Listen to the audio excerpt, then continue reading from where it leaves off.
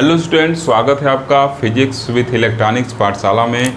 आज के इस लेक्चर में हम लोग सिंपल पेंडुलम के लिए इक्वेशन ऑफ मोशन लिखेंगे। किसके हेल्प से? लाग्रांजियन मैकेनिक्स के हेल्प से लिखेंगे।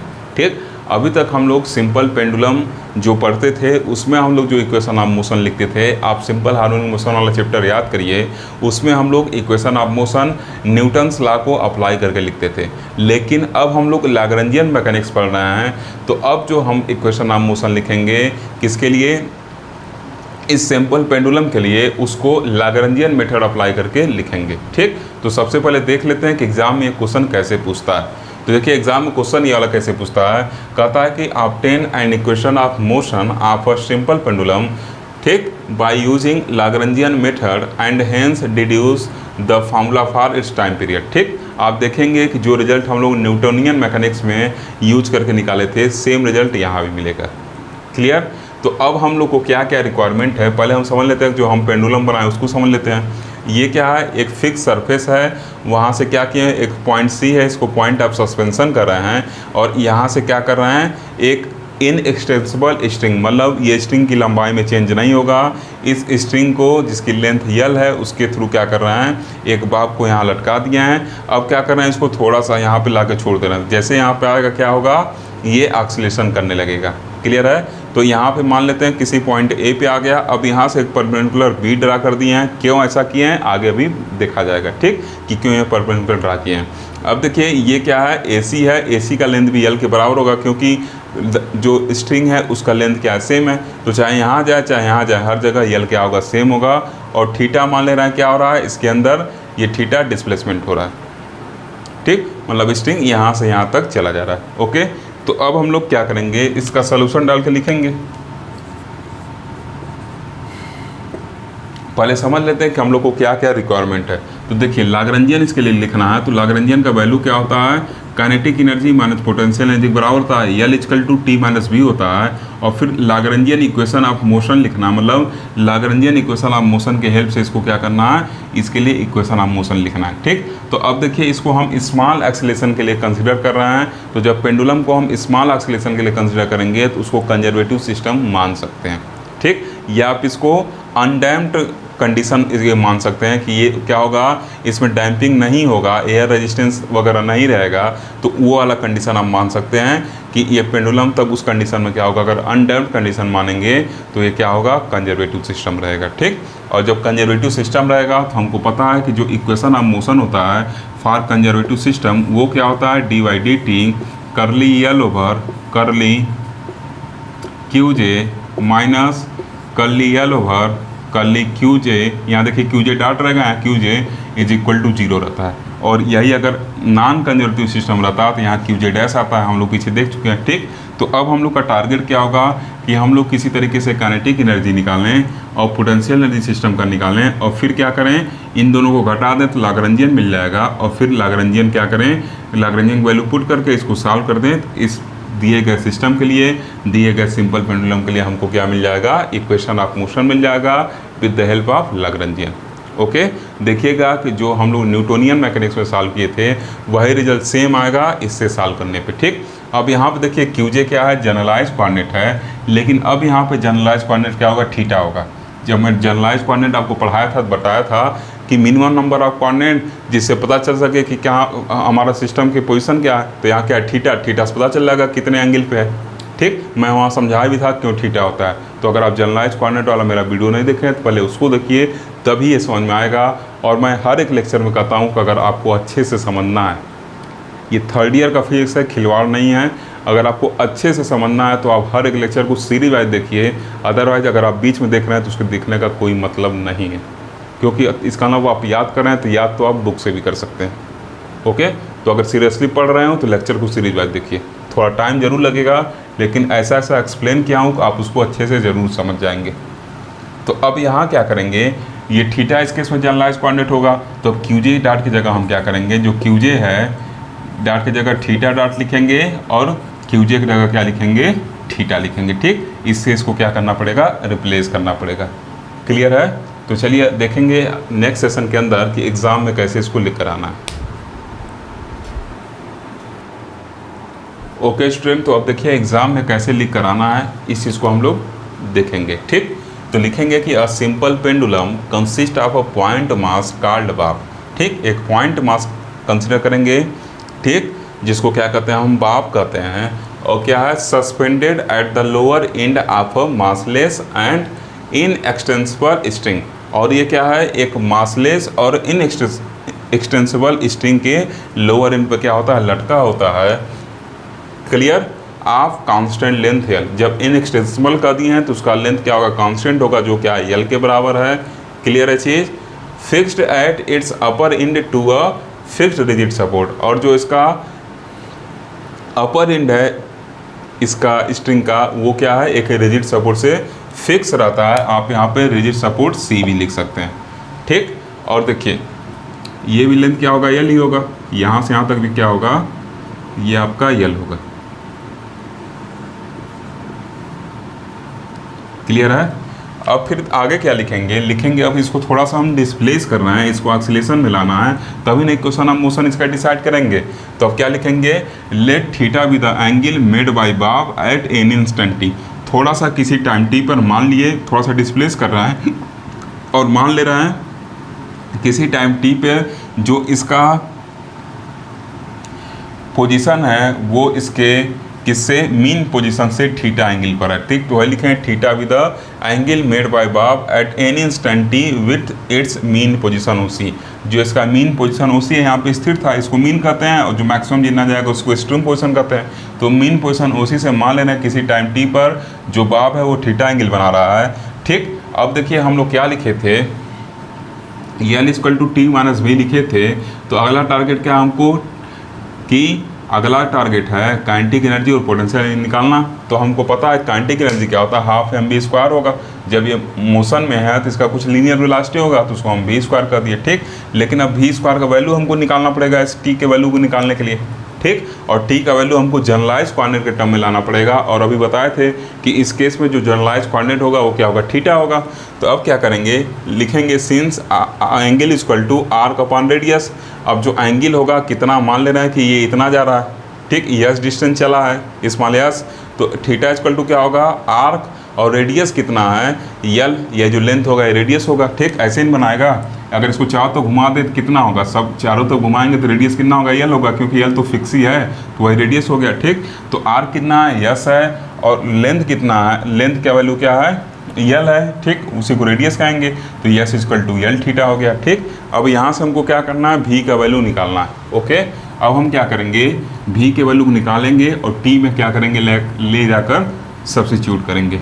ओके, देखिए ये सब टॉपिक काफ़ी आसान है, इसमें आपको दिक्कत नहीं होना चाहिए। एक बार आप लोग ये सब पढ़ भी चुके हैं, सिंपल पेंडुलम एक बार पढ़ चुके हैं आप लोग, बस दूसरे मेथड से पढ़ा जा रहा है, तब आपको लगेगा कि हाँ सिंपल पेंडुलम का एक्सीलरेशन निकालने का एक दूसरा मेथड भी है।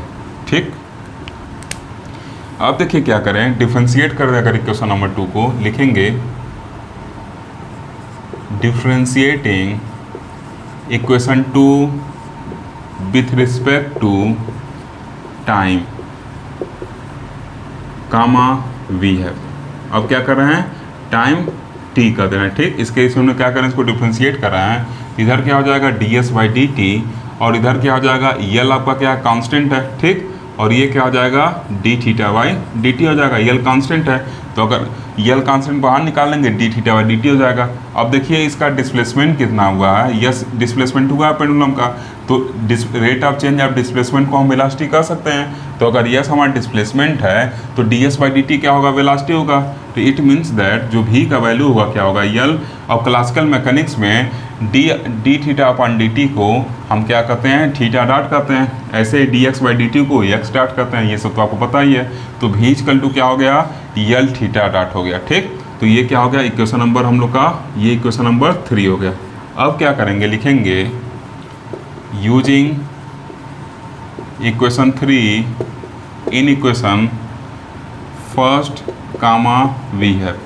अब क्या करेंगे, इक्वेशन 3 को इक्वेशन फर्स्ट में यूज करेंगे, तो क्या होगा, जो काइनेटिक एनर्जी होगा उसको टी से हम लोग रिप्रेजेंट करते हैं, हाफ यम यल थीटा डॉट का क्या हो जाएगा, स्क्वायर हो जाएगा, या इसको हम क्या लिख सकते हैं, टी इक्वल टू क्या लिख सकते हैं, half M L square theta dot square. ये क्या हो गया, इक्वेशन नंबर 4। यहाँ तक आप जल्दी से नोट करिए। ओके ओके स्टूडेंट, उम्मीद करते हैं आप नोट कर लिए होंगे। अब देखिए टी को मैंने यहाँ नोट कर दिया जो इक्वेशन नंबर 4 आया था, ठीक, M L square theta dot square. अब हमको पोटेंशियल एनर्जी की बात करना है। तो पोटेंशियल एनर्जी आपको पता है कि एम जी और क्या लिखते हैं उसके साथ डिस्टेंस जो है, जैसे ऊंचाई घट रहा है तो वो वैल्यू, या ऊंचाई बढ़ रहा है तो वो वैल्यू उसके साथ लगाते हैं। ठीक, सिंपली आप कहिए एम जी एच हाइट का उसके साथ लेते हैं। तो अगर हम इसको रेफरेंस पॉइंट मान रहे हैं, अगर इसको रेफरेंस पॉइंट माने तो यहाँ से आप क्या देख रहे हैं, रेफरेंस पॉइंट अगर इसको माने तो यहाँ देखिए क्या कर रहा है, ये बाब जो है ये आपका हाइट गेन कर रहा है। ये क्या कर रहा है, हाइट गेन कर रहा है। कितना हाइट गेन कर रहा है, ओ बी के बराबर हाइट गेन कर रहा है। तो इसका मतलब यहाँ जो पोटेंशियल एनर्जी क्या होगा, एम जी एच होगा। अगर यही उल्टा केस रहता, इसको रेफरेंस पॉइंट मानते और तब पोटेंशियल एनर्जी निकालना चाहते, तब क्या होता, इसका हाइट कम हो रहा था तो माइनस एम जी एच लिखते। आगे वो भी आएगा जो अगला टॉपिक पढ़ा जाएगा। ठीक, तो ये क्या कर रहा है, देखिए बाब ऐसे जा रहा है तो इसका मतलब कुछ हाइट गेन कर रहा है। तो जो इसका पोटेंशियल एनर्जी क्या होगा, एम जी एच। एच मतलब क्या कर सकते हैं हम, एम जी ओ बी के क्या होगा, बराबर होगा। क्लियर है चीज़। तो यहाँ लिखेंगे क्योंकि आप पढ़े ना कि क्या होता है, पोटेंशियल एनर्जी जो होगा मास इनटू ग्रेविटी, और जो डिस्टेंस क्या हुआ है उसमें ऊपर गया या नीचे आया उस डिस्टेंस से क्या करते हैं, मल्टीप्लाई कर देते हैं। ठीक, तो अब क्या होगा, या सिंपली आप कहिए चेंज इन हाइट। ओके, तो अब देखिए क्या होगा, यहाँ क्या लिखेंगे, लिखेंगे पोटेंशियल एनर्जी, पोटेंशियल एनर्जी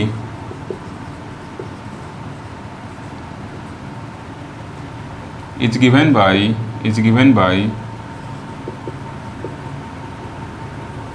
कैसे लिखते हैं, भी से लिखते हैं। ठीक, कैपिटल भी से लिखते हैं। तो क्या होगा, यम मास इनटू ग्रेविटी। ठीक, एक्सेलरेशन ड्यू टू ग्रेविटी, जी हो गया। अब क्या लिखेंगे, हाइट लिखेंगे। तो हाइट क्या है आपका, कितना हाइट गेन कर रहा है। तो देखिए अगर इसको सिंपली यहाँ से मिलाएं तो कितना हाइट जा रहा है, ओ बी हाइट के बराबर जा रहा है। ठीक, तो ये क्या हो जाएगा, इनटू ओ बी। क्लियर है चीज़। अब देखिए इसको कैसे लिख सकते हैं, एम जी। अब ओ बी का वैल्यू हमको पता नहीं है तो हमको नॉन पैरामीटर के टर्म में इस वैल्यू को निकालना पड़ेगा।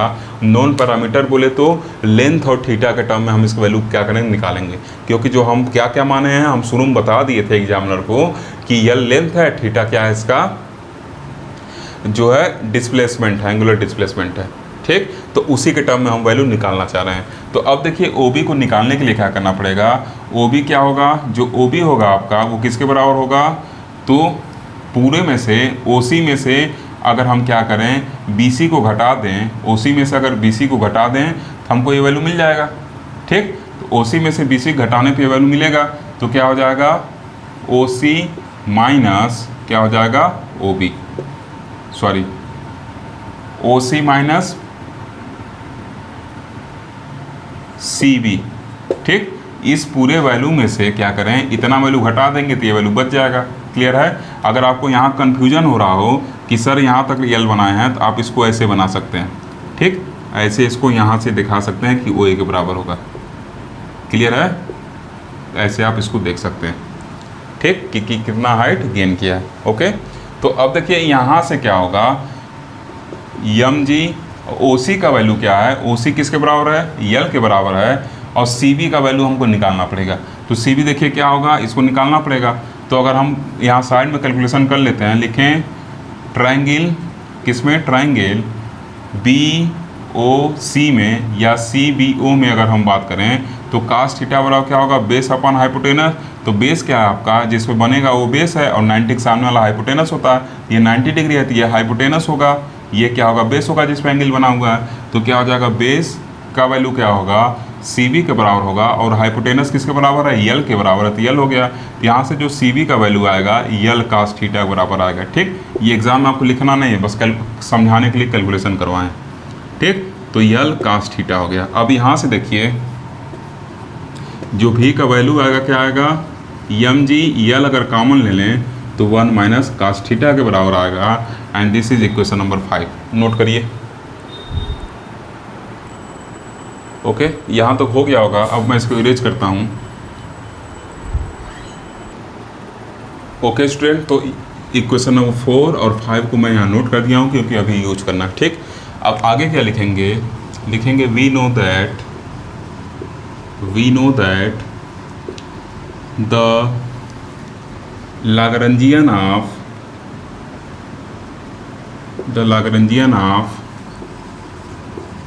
सिस्टम इज क्या होता है, L equal to T minus V difference of kinetic energy and potential energy. इसको क्या कहेंगे, इक्वेशन नंबर 6 कर देंगे। अब क्या करेंगे, इक्वेशन नंबर 6 में इक्वेशन नंबर 4 और 5 को यूज करेंगे। ठीक, तो लिखेंगे using equation 4 and 5 in equation 6 comma we have. अब क्या करने चलना है, इसको यूज करने चलना है। तो क्या होगा, इक्वेशन 6 क्या हो जाएगा, L equal to T minus V, तो ये क्या हो जाएगा, M L square theta dot square minus M G L 1 minus cos theta. ठीक, क्लियर है चीज़। तो ये हम लोग का लाग्रेंजियन का वैल्यू मिला। ठीक, अब हम लोग इसको क्या करेंगे, लाग्रेंजियन इक्वेशन ऑफ मोशन में इस L का वैल्यू सब्स्टिट्यूट करके और वहाँ से फाइनली इस दिए गए सिंपल पेंडुलम के लिए लाग्रेंजियन के हेल्प से क्या करेंगे, equation of motion find out करने का कोशिश करेंगे। ठीक, तो लिखेंगे ये क्या आपका इक्वेशन नंबर 7 मान ले रहे हैं। ठीक, अब फिर यहाँ लिखेंगे दी Lagrangian equation of motion, the Lagrangian equation of motion is given by तो कैसे इसको दिया जाएगा। ठीक, इसको कैसे लिखेंगे, इक्वेशन ऑफ मोशन को लिखते टाइम अगर स्पेलिंग वगैरह मिस्टेक होता है तो आप उसको सही कर लिया करिएगा, क्योंकि जल्दी में कहीं मिस्टेक हो सकता है। ठीक, तो कैसे देते हैं, d/dt और यहाँ क्या लिखेंगे, कर्ली L ओवर। अब देखिए क्यू जे डॉट नहीं लिखेंगे, क्या लिखेंगे, स्टार्टिंग बताया ना। अब Q की जगह हम थीटा यूज कर रहे हैं, क्योंकि इस केस में थीटा जनरलाइज कोऑर्डिनेट है। और क्यों हम थीटा को जनरलाइज कोऑर्डिनेट कर रहे हैं, इसको मैं जनरलाइज कोऑर्डिनेट वाले वीडियो में अच्छे से समझाया हूँ। ठीक, तो वहाँ से आप इस चीज़ को समझ गए होंगे। तो ये क्या हो जाएगा, थीटा डॉट हो जाएगा।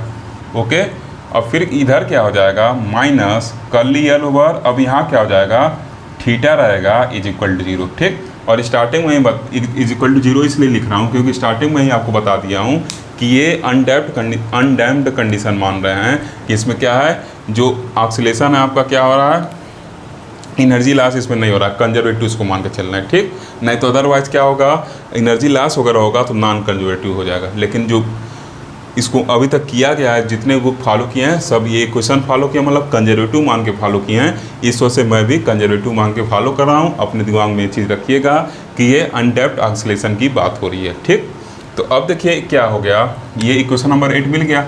अब अगला टारगेट जो हमारा है, इक्वेशन नंबर 7 से curly L over curly theta dot का वैल्यू और curly L over curly theta का वैल्यू लाकर इक्वेशन नंबर 8 में क्या करना पड़ेगा, सब्स्टिट्यूट करना पड़ेगा। ठीक, तो लिखेंगे यहाँ पे differentiating equation 7 with respect to theta dot comma we है। क्या मिलेगा, क्यूजे क्यों रिप्लेस किया, क्लियर हो गया होगा आपको। ठीक, तो अब क्या मिलेगा, उस चीज़ को क्या करना है, लिखना है यहाँ पे। ओके, तो क्या होगा, जब इसको डिफ्रेंशिएट करेंगे तो curly L over curly theta dot. ठीक, तो ये देखिए किसके बराबर होगा, इस टर्म में कहीं थीटा डॉट है नहीं, तो ये पूरा का पूरा टर्म 0 हो जाएगा। और यहाँ क्या हो जाएगा, हाफ यम L स्क्वायर और थीटा डॉट स्क्वायर का डिफ्रेंशिएशन थीटा डॉट के रिस्पेक्ट में 2 थीटा डॉट हो जाएगा। तो it's imply that curly L over curly theta dot जो होगा 2 से 2 कट गया, क्या हो जाएगा, M L square theta dot के क्या होगा, बराबर हो जाएगा। ठीक, इसको इक्वेशन नंबर 9 मान रहे हैं। ओके,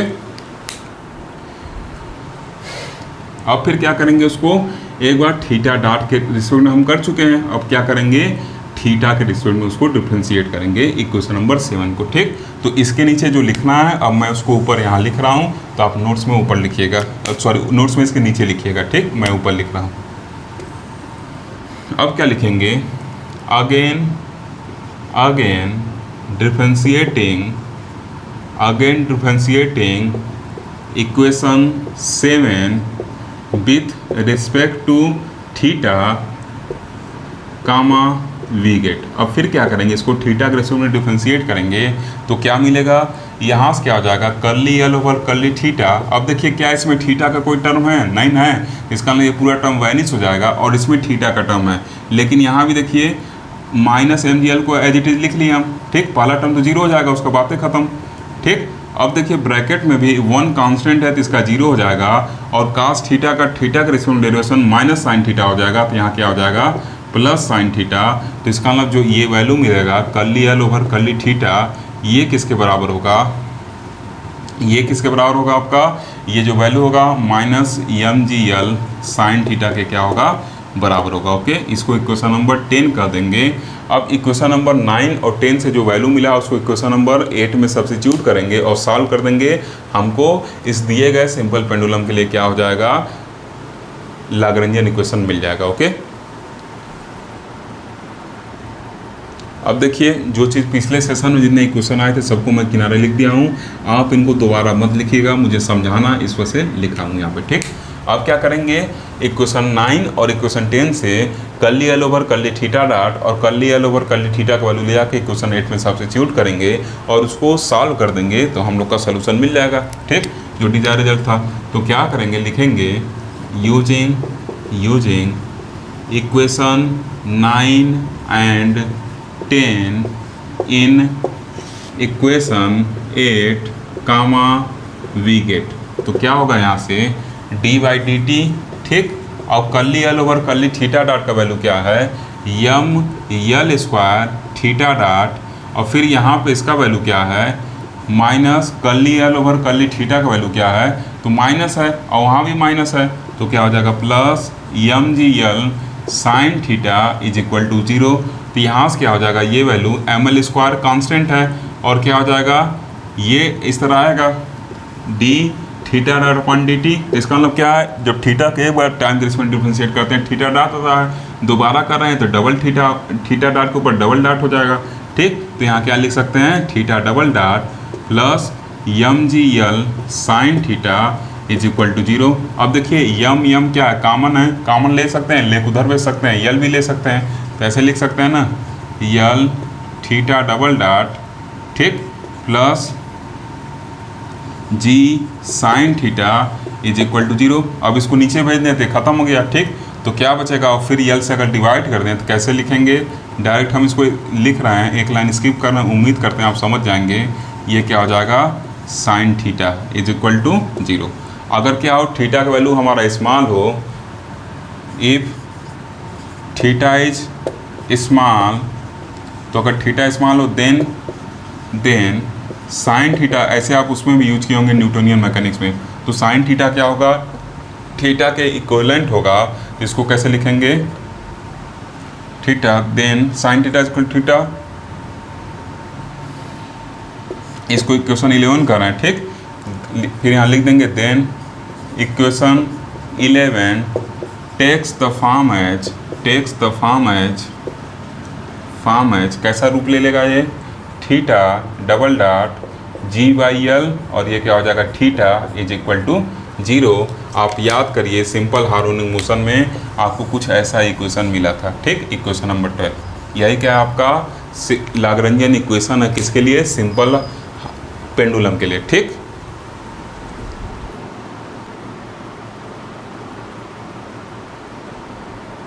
ओके स्टूडेंट, तो देखिए अब क्या लिखेंगे, यही इक्वेशन 12 क्या है हम लोग का रिक्वायर्ड इक्वेशन है, किसके लिए, सिंपल पेंडुलम के मोशन के लिए, ठीक। किस फॉर्म में, लाग्रेंजियन फॉर्म में, मतलब लाग्रेंजियन फॉर्म से सॉल्व करके निकाले हैं, तो लाग्रेंजियन फॉर्म से जो सॉल्व करके इक्वेशन आप मोशन निकालना है वो यही इक्वेशन है, ठीक। तो लिखेंगे कि which is required equation of motion for simple pendulum. Clear है चीज़, कैसे निकालें हम लोग, लाग्रेंजियन यूज किए, कहीं फोर्स वगैरह का नाम नहीं लिए हम लोग, क्लियर। अब देखिए इसके आगे क्या लिखना है, ये इसके आगे नीचे जो लिखना है आपको उसको मैं ऊपर लिख दिया हूँ, ठीक। क्या लिखेंगे, अब हमको टाइम पीरियड बताना है, इसका क्वेश्चन में टाइम पीरियड भी पूछा था, तो लिखेंगे we know that the general form of simple harmonic motion, the general form of simple harmonic motion is क्या होता है, theta double dot omega square theta equal to 0, ये आप पढ़ चुके हैं। ठीक, तो अब यहाँ से क्या हो जाएगा, इक्वेशन 13 और 12 को अगर कंपेयर कर दें तो omega square equal to G by L आएगा। तो ओमेगा क्या है, यहाँ से omega value under G by L होगा। और आपको पता है कि जो ओमेगा का वैल्यू होता है 2 pi into linear frequency F के बराबर होता है। तो जो किसके बराबर हो जाएगा, under root G by L. तो यहाँ से आपका जो लीनियर फ्रिक्वेंसी होगा वो 1/2 pi under root G L के क्या हो जाएगा, बराबर हो जाएगा। ठीक, और इसी तरीके से अगर हम टाइम पीरियड निकालना चाहें, अगर इसका टाइम पीरियड कैलकुलेट करना चाहें, टाइम पीरियड कितना होगा, तो क्या लिखेंगे, the time period of simple pendulum, आप पूरा लिखिएगा इसको, सिंपल पेंडुलम पूरा स्पेलिंग लिखिएगा, इज गिवन बाई, कैसे इसको देंगे, तो क्या लिखते हैं, टी इक्वल टू 1/f होता है।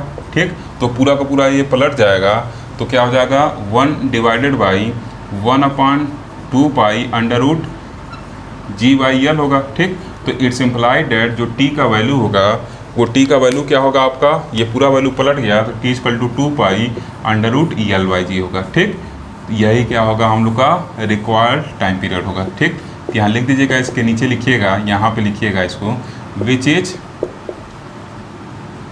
रिक्वायर्ड टाइम पीरियड, या आप ऐसे लिख सकते हैं कि विच इज टाइम पीरियड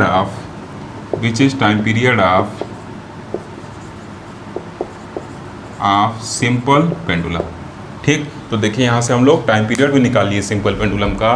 देखिए कितना आसान कैलकुलेशन था, टाइम पीरियड भी हम लोग को मिल गया। ओके, तो आज के लेक्चर में बस इतना ही। अब आगे मिलेंगे अगले लेक्चर में किसी और नए टॉपिक के साथ। अगर आपको लेक्चर अच्छा लगता हो तो लाइक करिए और अपने दोस्तों तक शेयर भी करिए, तथा साथ ही साथ अगर आपने अभी तक चैनल को सब्सक्राइब नहीं किया तो सब्सक्राइब भी करिए, और जो भी आपका वैल्यूएबल फीडबैक हो उसे हमें ज़रूर बताइए।